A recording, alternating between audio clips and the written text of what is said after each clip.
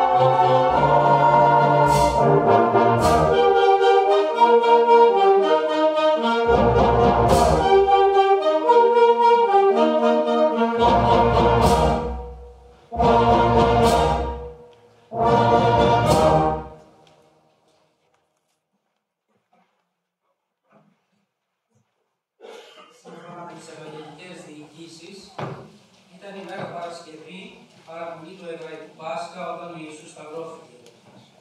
Οδηγήθηκε στο Γολγοθά, ένα λόφο έξω από τα Ιεροσόλυμα, όπου εκτελούνταν οι καταδικασμένοι σε θάνατο.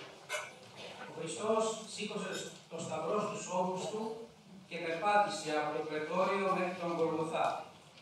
Πορεύτηκε την οδό του μαρτυρίου, μια πορεία αποπιαστική που οδηγούσε στο θάνατο και όπως ήταν φυσικό λύγησε. Ο Σίμων ο Κυριναίος, παρόν ανάμεσα στο πλήθος, κλήθηκε να βοηθήσει τον εξουθενωμένο Ιησού. Πριν τη σταύρωση, του προσφέρθηκε εσμυρνισμένος ύμνος, ένα ναρκωτικό που απαλύνει τον πόνο, αλλά εκείνος το αρνήθηκε, επιλέγοντας να βιώσει πλήρως το μαρτύριο. Η σταύρωση ήταν μια ποινή που προοριζόταν αποκλειστικά για αστασιαστές, δούλους και εγκληματίες, εξαιρώντας τους Ρωμαίους πολίτες. Παρότι αποτέλεσε διαδεδομένη πρακτική στη Ρωμαϊκή Αυτοκρατορία, οι ρίζες της εντοπίζονται σε ανατολικούς πολιτισμούς.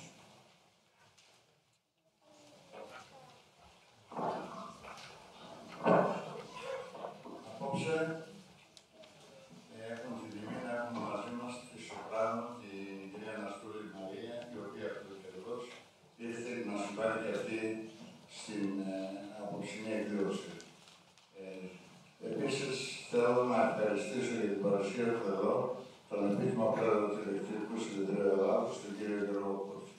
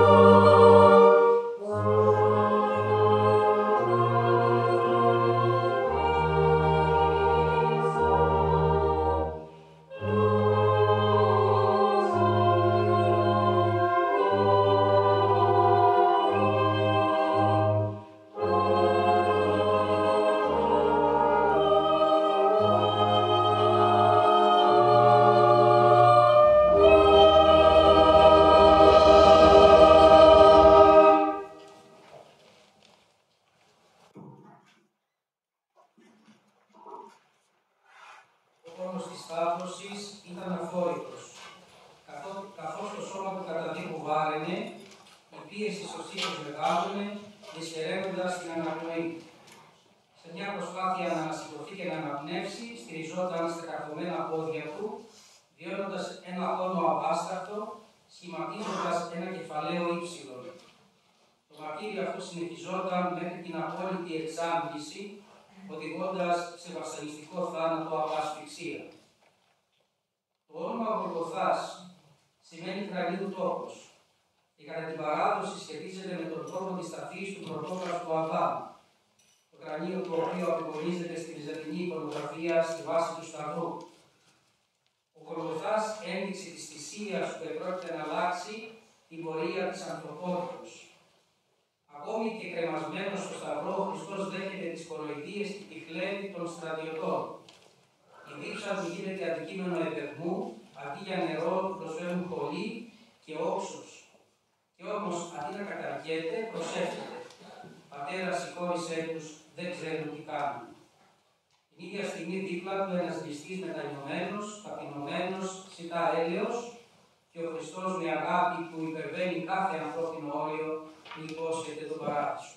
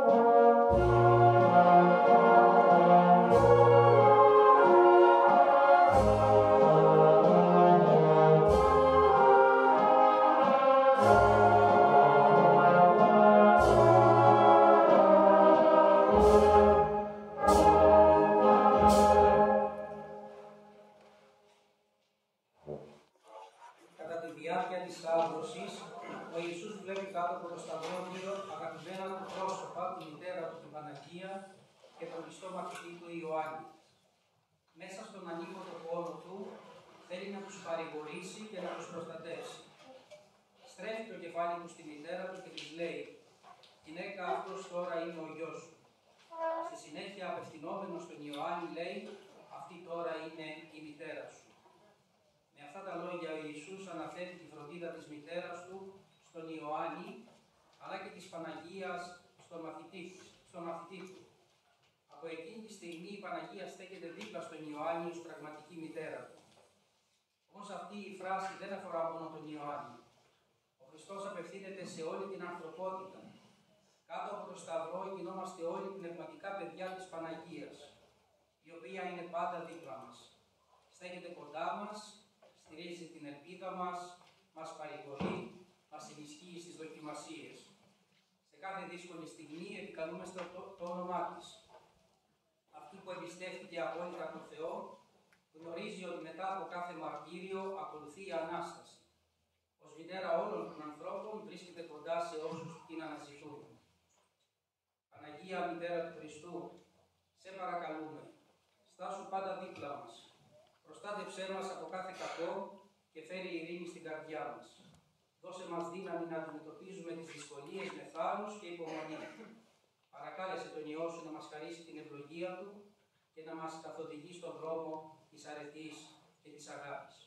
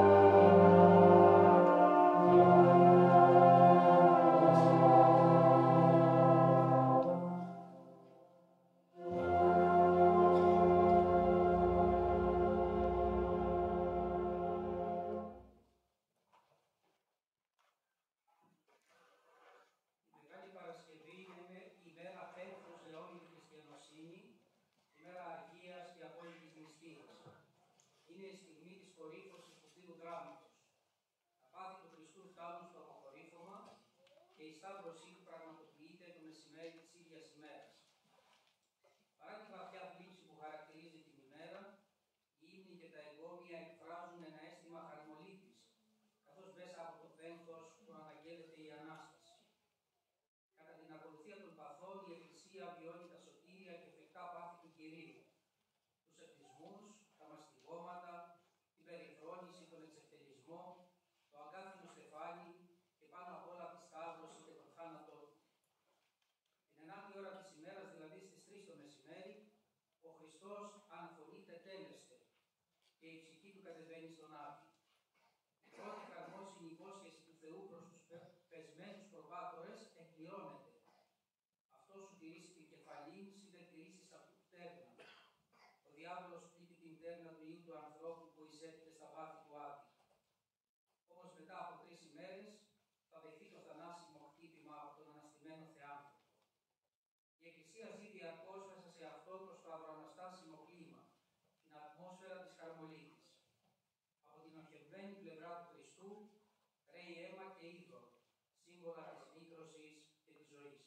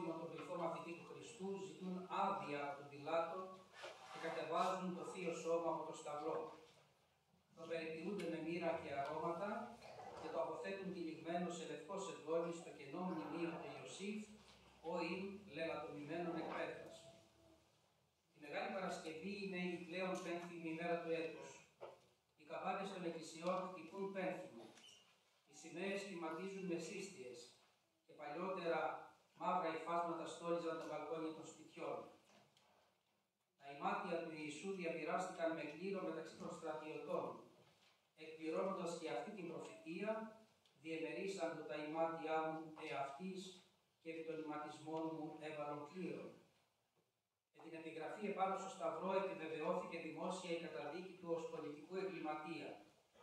Ακολούθησε ο λευτικός κλεβασμός από μέλη του συνεδρίου και για τον περαιτέρω εξευτελισμό του τον σταύρωσαν μαζί με 2 ληστές.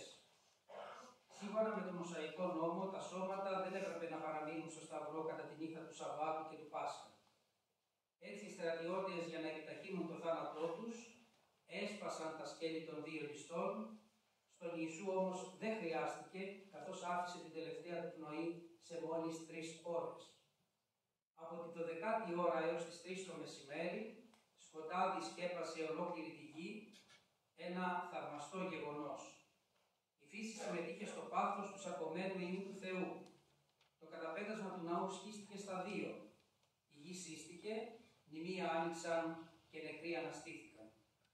Ο τρόπος του θανάτου του συγκλώνησε όσους ήταν παρόντες, οδηγώντας τον εκατόνταρχο να αναφωνήσει «Αληθώς, Υιός Θεού ειν ούτος».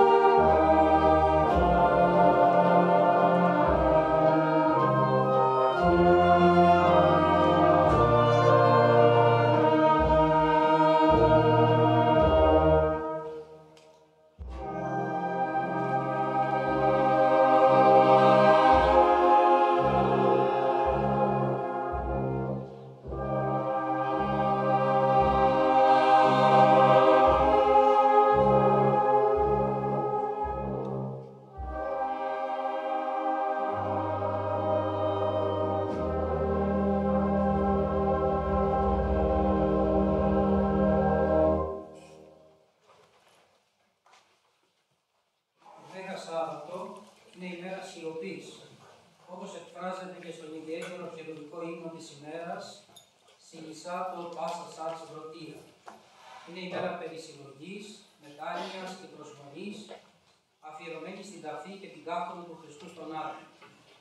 Οι αρχιερείς και οι Φαρισαίοι απευθύνονται στον Πόντιο Πιλάτο, ζητώντας να ασφαλίσει τον τάφο του Ιησού για 3 ημέρες, ώστε να αποτρέψουν οποιαδήποτε κίνηση των μαθητών του που θα οδηγούσε στη διάδοση της Ανάστασης. Κατόπιν σφραγίζουν τον τάφο και τοποθετούν κουστοδία στρατιωτών. Όμως ο Χριστός δεν εισέρχεται στον τάφο για να παραδοθεί στη φθορά, αλλά για να συντρίψει τη δύναμη του θανάτου. Με την ψυχή του που δεν πεθαίνει, κατεβαίνει στον Άδη για να λυτρώσει όσους κρατούνται εκεί. Η Ανάσταση του Χριστού σηματοδοτεί και νοηματοδοτεί την αρχή μιας νέας ανθρωπότητας. Στο πρόσωπο του Θεανθρώπου η σωτηρία του ανθρώπου παίρνει σάρκα και οστά, από την ενανθρώπιση έως την ένδοξη νίκη του επί του θανάτου.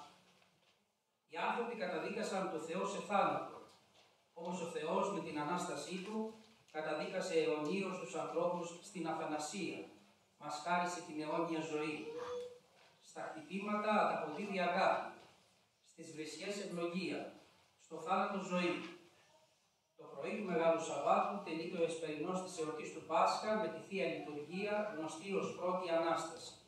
Ο ναός γεμίζει από αναγνώσματα και ύμνους, ενώ στο στίχο «Ανάστα ο Θεός κρίνων την γη», ο ιερέας σκορπίζει δαφνόφυλλα, σύμβολα νίκης. Η χαρμολύπη δίνει πλέον τη θέση της στην έντονη προσμονή της Ανάστασης.